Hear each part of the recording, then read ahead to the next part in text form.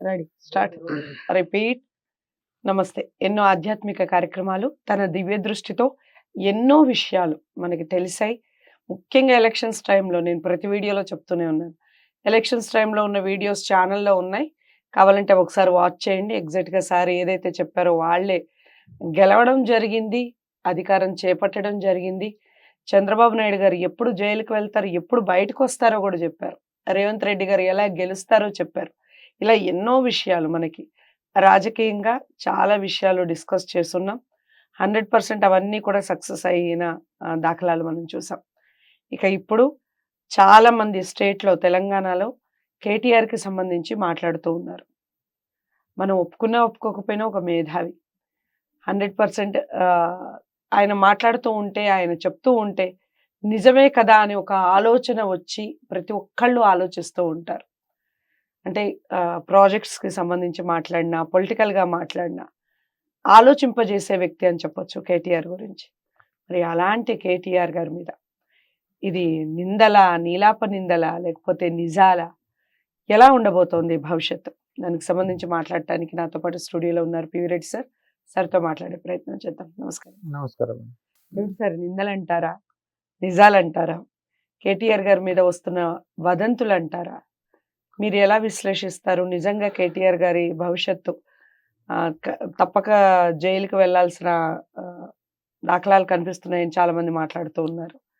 మీరెలా విశ్లేషిస్తారు చెప్పండి? చాలా థ్యాంక్స్ మేడం. మీరు నా దివ్య దృష్టి గురించి జరగబోయే పొలిటికల్ భవిష్యత్తు చెప్పమని అంటూ ఉన్నారు. అవును. చాలా థ్యాంక్స్ మేడం. ప్రేక్షకులకు, పొలిటికల్ లీడర్స్‌కి, మేధావులకు నేను నమస్కరించి చెప్తున్నా మేడం. దయచేసి నేను ఏదో వ్యక్తిగతంగా, పార్టీ పరంగా నేను ఏదో ఊహించి, ఏదో అభిమానంతోని, వ్యతిరేకతతోని చెప్పే వ్యక్తిని కాదు. అలాంటి స్వభావం మనకు లేదు.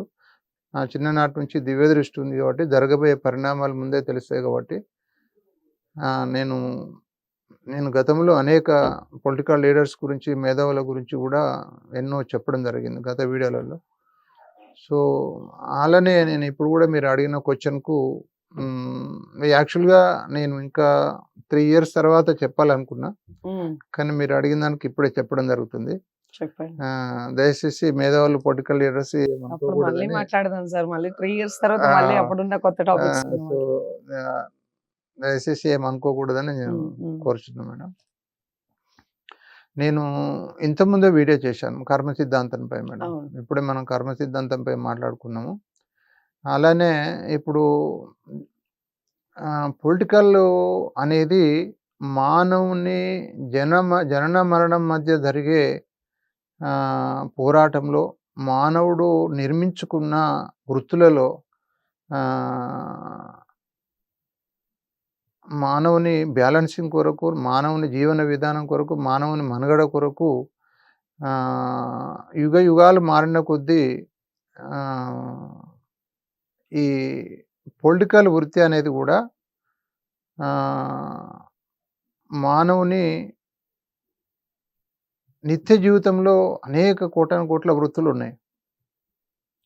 ఇది కూడా అది జన్మ కర్మ వృత్తి. ఇది ఎవరో ఇప్పుడు ఎగ్జాంపుల్గా ఇప్పుడు మనకు ఈ పొలిటికల్ లీడర్స్ ఎందరో మేధావులు ఉన్నారు.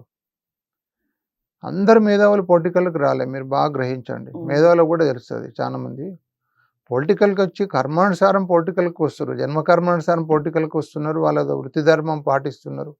అది సహజంగా నడుస్తుంది ప్రక్రియలు అవి. ఇప్పుడు ఒక విత్తనం గింజ ఉంది మేడం. ఏదన్నా మామిడి పండే తీసుకుందాం, మామిడి విత్తనమే ఉంది. అది మనం విత్తనం నాటిన తర్వాత, మనం దానికి భూమిలో నాటిన తర్వాత సారవంతమైన నేలలో నాటిన విత్తనం చూడండి, ఒక గుట్టపై నేలలో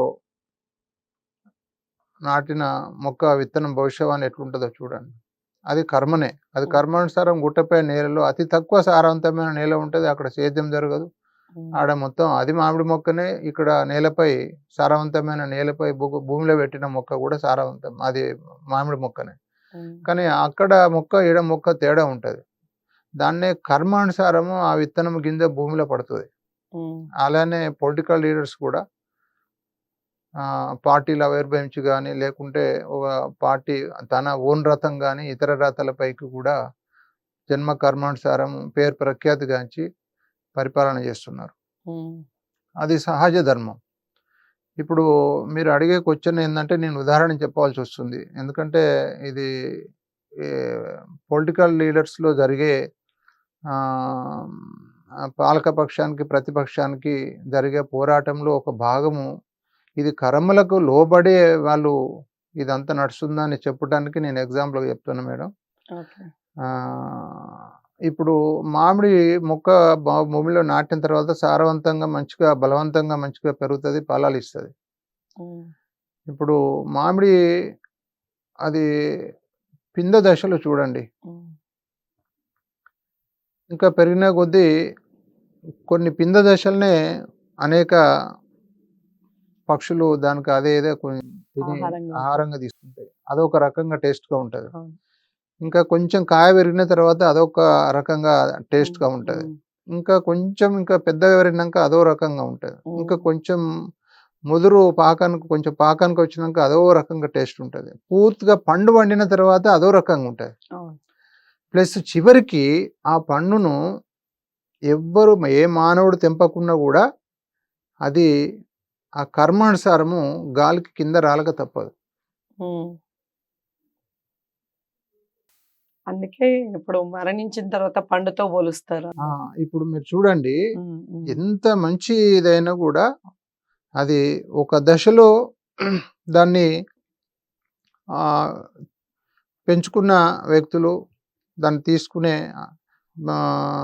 మానవుడు కావచ్చు, ఇతర ప్రాణజీవులు కావచ్చు, ఎవరు ముట్టకున్నా కూడా అది ప్రకృతి సహజ సిద్ధ ధర్మం అన్నట్టు.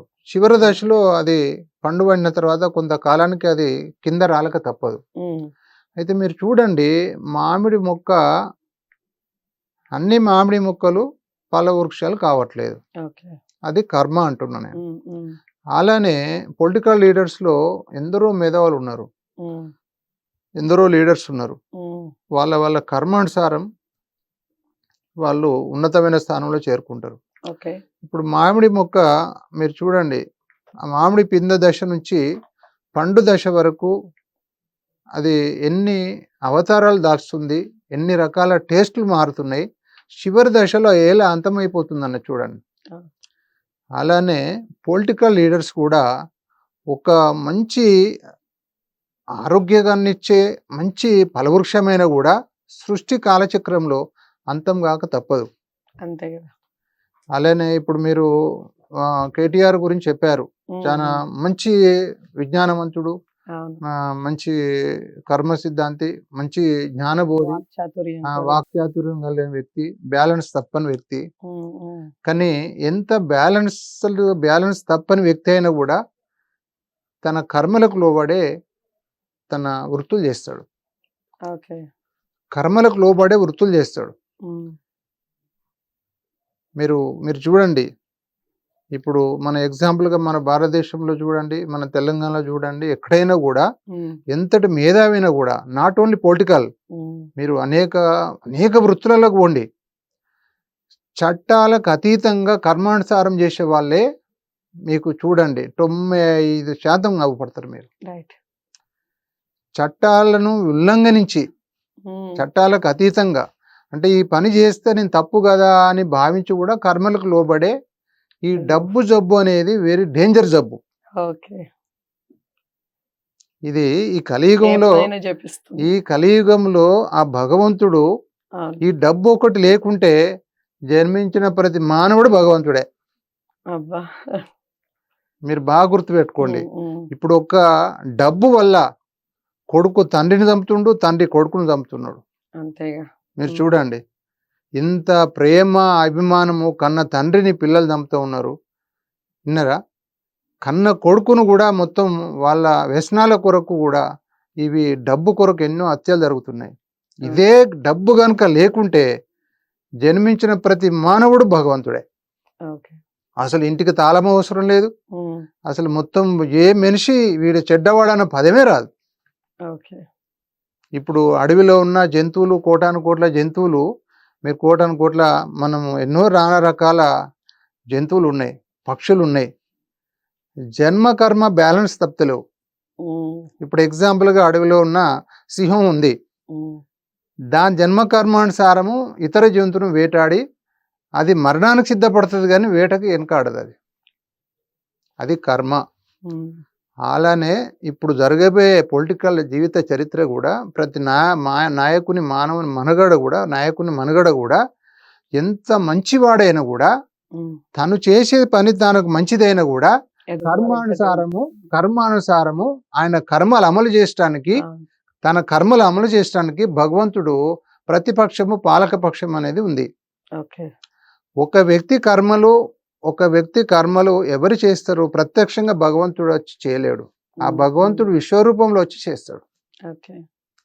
అట్లా జరిగే పరిణామాలే రేపు పొలిటికల్ జీవితంలో జరగబోయే పరిణామాలు. అయితే ఇప్పుడు నేను కర్మలకు లోబడి నేను చెప్తున్నా మేడం, దయచేసి ఎవరు అనుకోకూడదు. ఇప్పుడు కేటీఆర్ గారి గురించి రేపు నాట్ ఓన్లీ కేటీఆర్, ఇప్పుడు యాక్చువల్గా చెప్పాలంటే పొలిటికల్ చరిత్రలో అంటే నేను ఏదో స్వార్థంతోనో ఏదో అభిమానంతో నేను చెప్పట్లేదు. నేను గతంలో కూడా వీడియో పెట్టాను. నేను కేసీఆర్ జీవించినంతసేపు సీఎం ఉంటాడని చెప్పాను నేను గతంలో. మనమే చేసాం. అది నేను మనస్సాక్షిగా చెప్పట్లేదు, అది ఆత్మసాక్షిగా చెప్పాను. కర్మసాక్షి ఆయన ఓడించింది. ఈడ కర్మ డామినేట్ చేస్తుంది. మీరు బాగా గుర్తుపెట్టుకోండి, మానవ జన్మ మరణించక తప్పదు, కర్మలు చేయక తప్పదు, అనుభవించక తప్పదు. నేను మనస్సాక్షి చెప్పాను, కానీ దైవ సాక్షి ఆడ ఓడించింది. నేను మొట్టమొదటి నుంచి నేను మనస్సాక్షికి ఏం చెప్పినా ఆయన ఓటమెరుగని వ్యక్తి. గత చరిత్రలో ఏ పొలిటికల్ లీడర్ కూడా చెయ్యని ప్రజానికానికి అనేక పథకాలు తీసుకొచ్చాడు.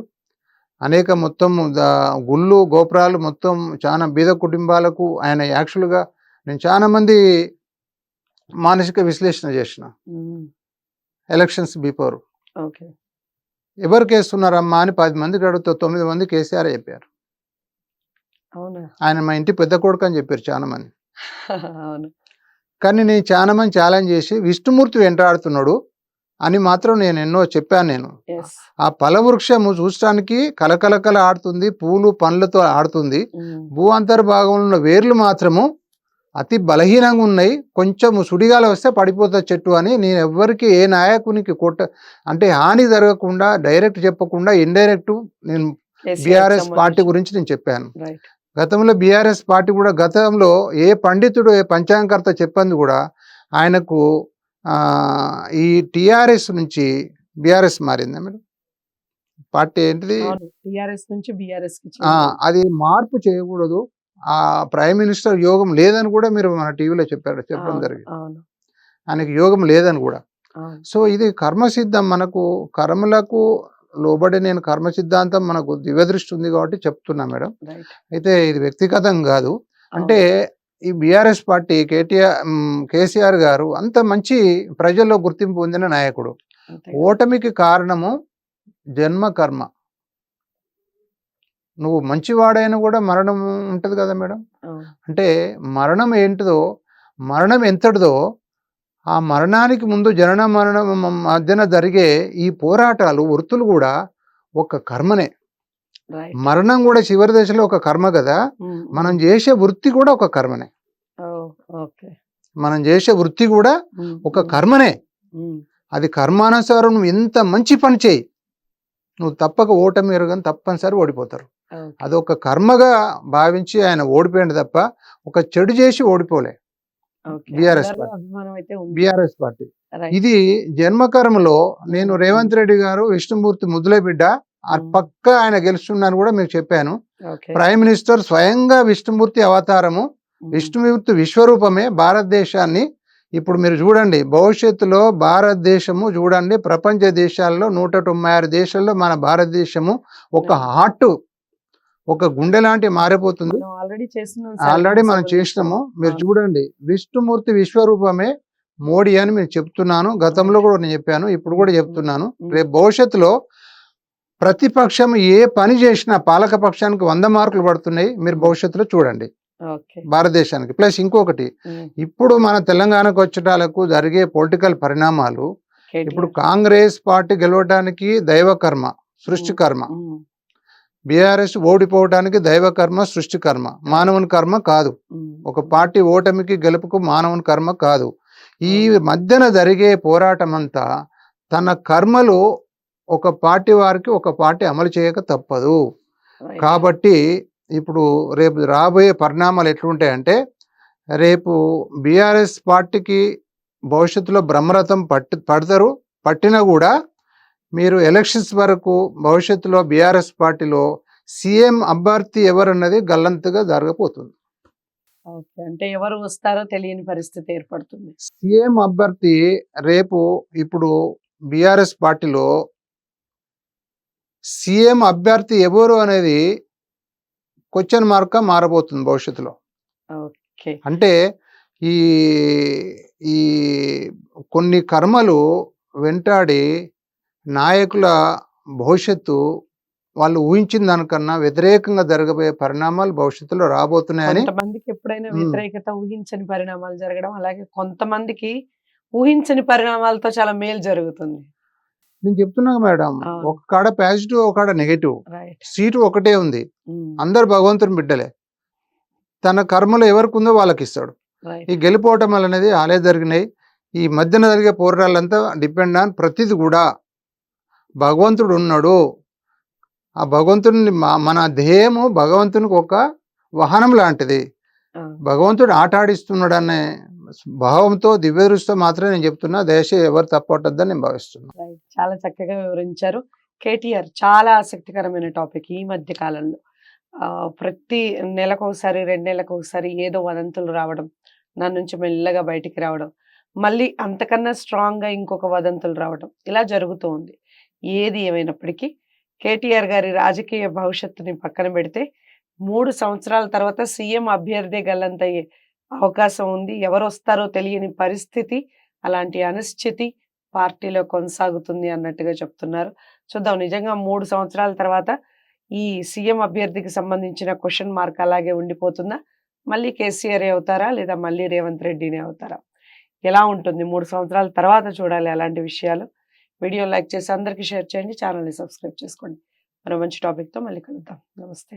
హిట్ టీవీ యాప్, ఇందులో short news, live news, entertainment shows, movies, digital magazines తో పాటు మీ జిల్లా వార్తలను కూడా ఫ్రీగా చూడొచ్చు. అంతేకాదు కేజీ నుంచి పీజీ వరకు విద్యార్థులకు స్కాలర్షిప్ కూడా అందిస్తున్నాం. ప్రతి వారం 10 మందికి లక్కీ డ్రా ద్వారా ఒక్కొక్కరికి 10,000 రూపాయలు అందిస్తున్నాం.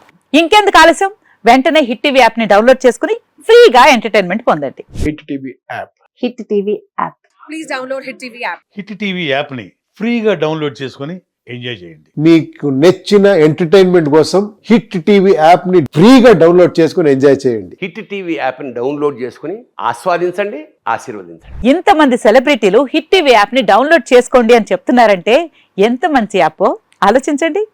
అమెరికా అమెరికా అమెరికా అమెరికాలో చదవాలనుకునే వాళ్ళకి విశ్వసనీయమైన పేరు మన శౌర్య కన్సల్టెన్సీ. UK లో 1 year masters. UK లో 1 year masters. 2 years work permit up to 5 years visa. Contact Saurya Consultancy. Contact 89851 89851.